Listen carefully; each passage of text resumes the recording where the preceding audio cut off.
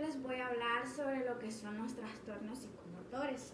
Los trastornos psicomotores son alteraciones del neurodesarrollo que afectan a la adaptación del individuo y se asocian en distintos factores como genéticos, neurobiológicos y psicosociales que actúan en distintos niveles de complementariedad con la expresión.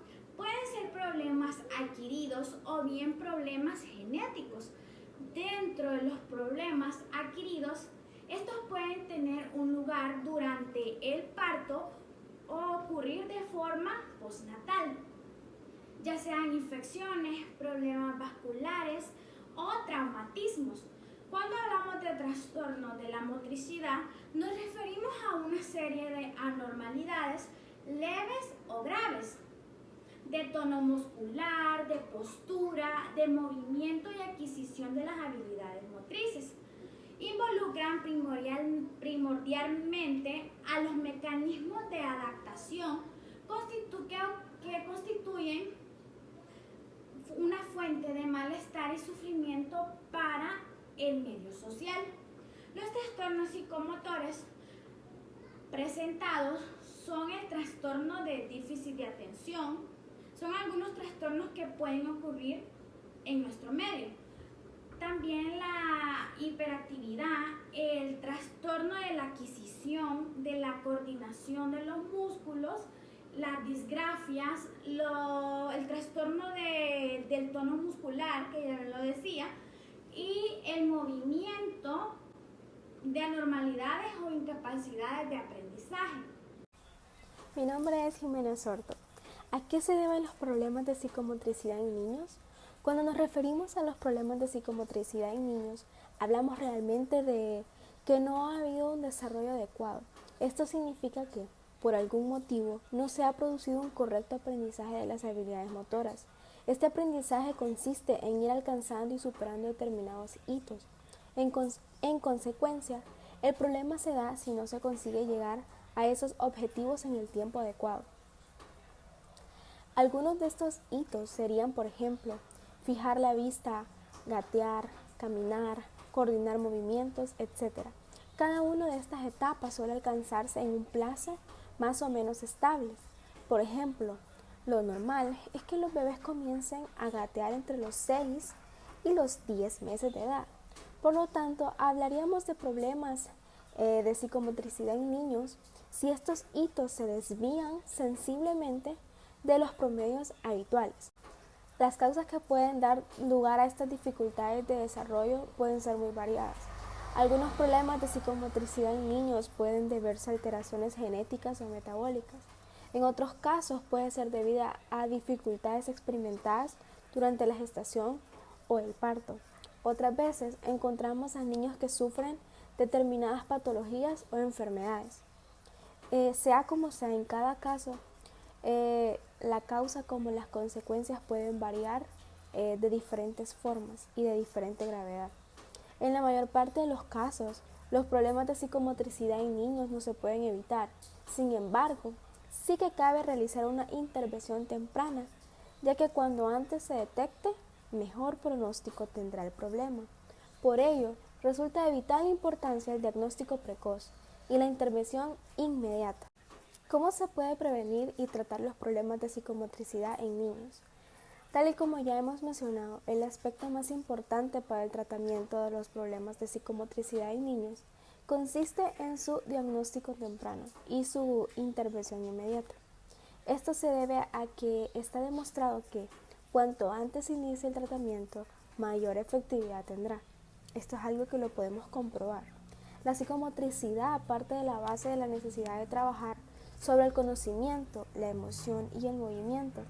Esto implica un enfoque holístico que va más allá de la simple terapia psicológica o de la terapia física. Se trata, por tanto, de una visión que engloba ambas perspectivas. La manera de desarrollar la intervención tiene dos vertientes principales: la educación y la terapéutica. Con el uso de la primera se trata de desarrollar esencialmente una labor preventiva.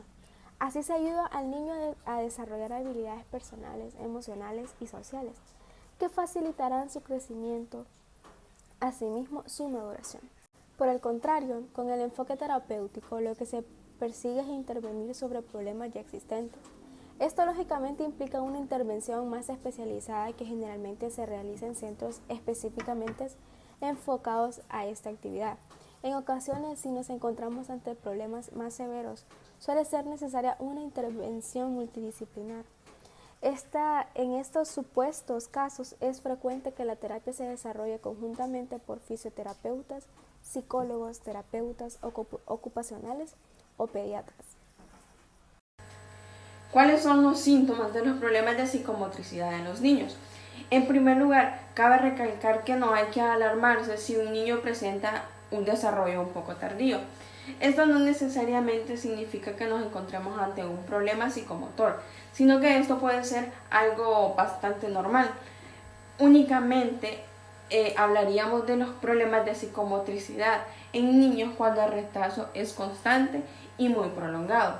De este modo, son varios los signos que pueden indicar que nos encontremos ante uno de estos problemas. Así, más allá de los ya mencionados hitos del desarrollo psicomotor, existen varios síntomas habituales. Algunos de los síntomas más característicos serían los siguientes. El niño tiene problemas para reconocer el cuerpo o la cara, ya sea el suyo o el de otros. Problemas a la hora de diferenciar la lateralidad o distinguir entre la derecha y la izquierda. Dificultad para comprender para qué sirve cada parte del cuerpo o cómo se usa. Imposibilidad de permanecerse inmóvil o dificultad para mantener el equilibrio. Dificultad para percibir, entender o reproducir determinado ritmo o cadencia. El menor tiene dificultad con la abstracción espacial, le cuesta entender y procesar información relacionada con volúmenes o superficies. Dificultad en la identificación o reconocimiento de formas u objetos. Problemas con la psicomotricidad fina. Esto es movimientos pequeños y precisos, como por ejemplo el usar los dedos. Se experimentan grandes dificultades con la coordinación de movimientos de diferentes partes del cuerpo. Dificultad en el movimiento facial, poco control sobre los gestos o las expresiones, problemas de concentración o la dificultad para realizar esfuerzos cognitivos.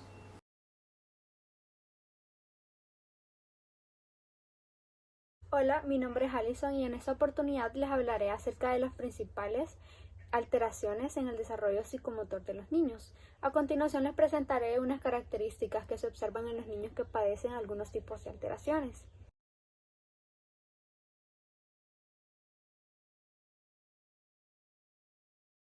La característica número 1 de la cual les hablaré hoy es acerca de la debilidad motriz. En la debilidad motriz, el niño presenta torpeza en los movimientos e incapacidad para relajar sus músculos de forma voluntaria.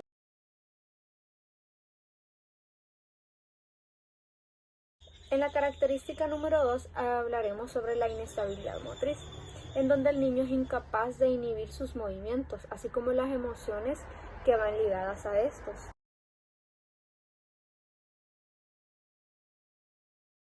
La característica número 3 de la que hoy les hablaré es acerca de la inhibición motriz. En la inhibición motriz el niño siempre se muestra tenso y pasivo en contextos sociales porque tiene miedo a la interacción con otros niños. También se sienten inseguros, tienen miedo de no ser aceptados, tienen miedo de caerse tras ser empujados y poco a poco van inhibiendo sus movimientos con la intención de volverse invisible ante los ojos de los demás.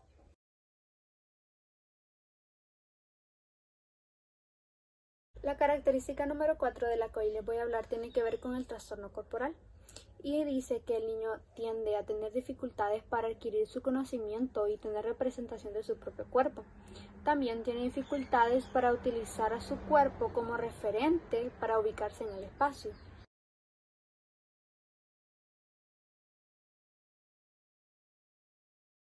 La característica número 5 estamos hablando de la apraxia y la dispraxia infantil.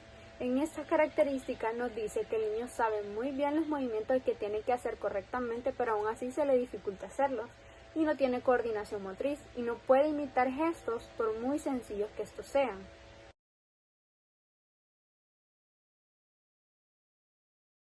Y la última característica que hoy les presentaremos, estamos hablando del trastorno de Tourette-Tics.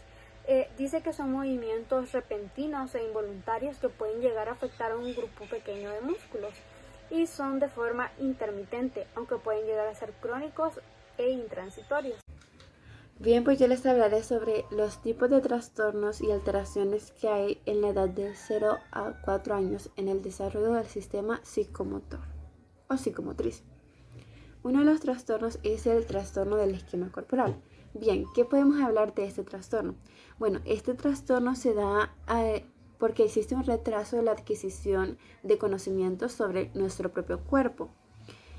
Si alrededor de los 3 años el niño todavía no logra identificar los elementos de su cara, o por lo menos señalarlos, por ejemplo, no sabe cuál es la boca, la nariz o los ojos, entonces ahí podría el niño presentar un problema sobre un trastorno o una alteración en el esquema corporal. Y si a la edad de los 6 años no reconoce los elementos que componen su cuerpo o no es capaz de representarlos, vendría siendo o desarrollando un trastorno del esquema corporal. Inestabilidad psicomotriz. Pues esto se caracteriza por la incapacidad del niño de inhibir sus movimientos y de mantener la atención de forma constante. ¿A qué me quiero referir con esto? A que el niño no muestra ningún interés por hacer cualquier actividad que ya los padres o los docentes le indiquen. Entonces, este trastorno se ve afectado en los problemas de atención, de memoria y de comprensión. Y esto se da en la primera infancia, pero suele detectarse prácticamente ya cuando los niños están en la etapa escolar. Bien, también les hablaré sobre las convulsiones febriles. Bien, como la misma palabra lo dice, las convulsiones febriles dependen de una fiebre. Bien, esto es frecuente en el 2 al 5% de los niños en todo el mundo. Y esto se da a causa de una fiebre, como la misma palabra lo dice, se da a causa de una fiebre bastante alta, que dependen de muchos factores, como por ejemplo de una vacunación a los niños, de un virus o de alguna infección que ellos tengan. Bien, las convulsiones febriles están divididas en dos tipos: convulsiones febriles simples y convulsiones febriles complejas.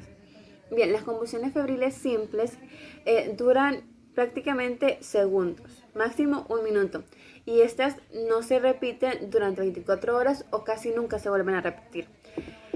Y las convulsiones febriles complejas, estas duran alrededor de 2 minutos y se repiten 2 veces cada 24 horas. Entonces, la mayoría de las convulsiones se dan a causa, como ya lo había dicho antes, de la fiebre. Y al ver que esto pasa, lo que nosotros debemos de hacer lo principal sería cuidar la cabeza del niño para que no se lastime. Y como los niños al convulsionar pierden el conocimiento, tratar de evitar o alejar los objetos cortopunzantes que hayan, ya que al perder el conocimiento la mayoría de los niños buscan autolastimarse. Bien, pues esta ha sido mi pequeña explicación sobre los tipos de trastornos y alteraciones que hay.